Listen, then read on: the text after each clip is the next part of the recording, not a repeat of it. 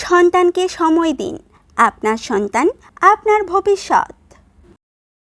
আমার স্ত্রী প্রাইমারি স্কুলের শিক্ষিকা। রাতের ডিনার শেষ করে আমার স্ত্রী ক্লাস 3-র খাতা দেখছিল।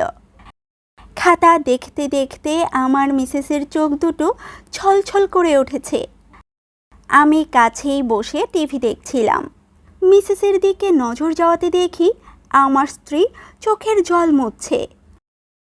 আমি অবাক হয়ে জিজ্ঞেস করলাম, কি হয়েছে, কাঁদছো কেন? আমার মিসেস বলল, ক্লাস 3-র পরীক্ষায় রচনা এসেছে, মাই উইশ। আমি জিজ্ঞেস করলাম, তো কাদার কি হলো? এই প্রশ্ন শুনে সে বলল, সব খাতাগুলো আমি দেখেছি, সবাই ভালো লিখেছে। আমি কোনো কিছু বুঝতে না পেরে বললাম, তো তাতে কি? আমার স্ত্রী উত্তর দিল, একজনের খাতা দেখে আর নিজেকে সামলাতে পারলাম না, চোখ দুটো জলে ভরে উঠল। আমি খুব আশ্চর্য হয়ে আগ্রহের সাথে জিজ্ঞেস করলাম, আচ্ছা বলো, কি লিখেছে? আমার মিসেস রচনা পড়তে শুরু করলো। সে লিখেছে, আমার ইচ্ছে আমি স্মার্টফোন হব। আমার বাবা আর মা দুজনেই স্মার্টফোন খুব ভালোবাসে, কিন্তু আমায় ভালোবাসে না। যেখানে যায় আমার বাবা তার স্মার্টফোন সঙ্গে করে নিয়ে যায়, কিন্তু আমায় সঙ্গে করে নিয়ে যায় না। ফোন এলে আমার মা তাড়াতাড়ি গিয়ে ফোন ধরে, কিন্তু আমি কান্না করলে আমার মা চট করে আমার কাছে আসে না।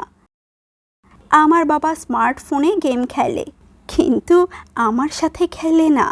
আমি বাবাকে বললাম, আমাকে একটু কোলে নাও না বাবা, কিন্তু বাবা আমাকে কোলে নেয় না, কাজের ব্যস্ততা দেখায়। স্মার্টফোনটাই সব সময় বাবার কোলে থাকে। মাকে গিয়ে বললাম, মা চলো না, আমার সাথে একটু খেলবে। কিন্তু মা আমার ওপর রেগে গিয়ে বলে, দেখতে পাচ্ছিস না আমি এখন তোর মামার সাথে চ্যাটে কথা বলছি। আমার বাবা আর মা রোজই স্মার্টফোনকে যত্ন করে মোছামুছি করে, কিন্তু আমাকে একটু আদর করার সময় তারা পায় না। আমার বাবা সব সময় মাথার কাছে তার এই স্মার্টফোন নিয়ে ঘুমায়, কিন্তু আমায় কোনোদিনও জড়িয়ে ধরে ঘুমায় না। আমার মা প্রতিদিন 4 থেকে 5 বার স্মার্টফোনটিকে চার্জ দেয়, কিন্তু মাঝে মাঝে আমায় খাবার দিতেও ভুলে যায় মা। স্মার্টফোনটিকে কখনো চার্জ দিতে ভুলে যায় না, তাই আমি স্মার্টফোন হব। আমার ইচ্ছে আমি স্মার্টফোন হয়ে বাবা মায়ের সাথে সব সময় থাকতে চাই।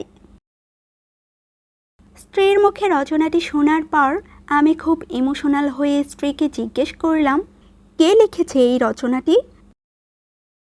সে কিছুক্ষণ নীরব থেকে উত্তর দিল, আমাদের মেয়ে।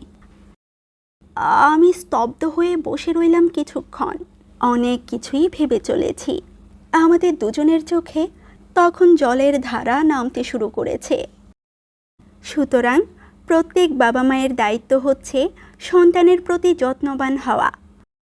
যতই ব্যস্ততায় থাকা হোক না কেন, সময় বের করে বাচ্চাকে সময় দিন, তাদের সঙ্গে থাকুন। সন্তানকে দোষ দেওয়ার আগে একবার নিজেকে প্রশ্ন করুন, আপনি তাকে কতটা সময় দিচ্ছেন, তার সাথে বন্ধুর মতো মিশেছেন। সন্তানকে সময় দিন। আপনার সন্তান আপনার ভবিষ্যৎ।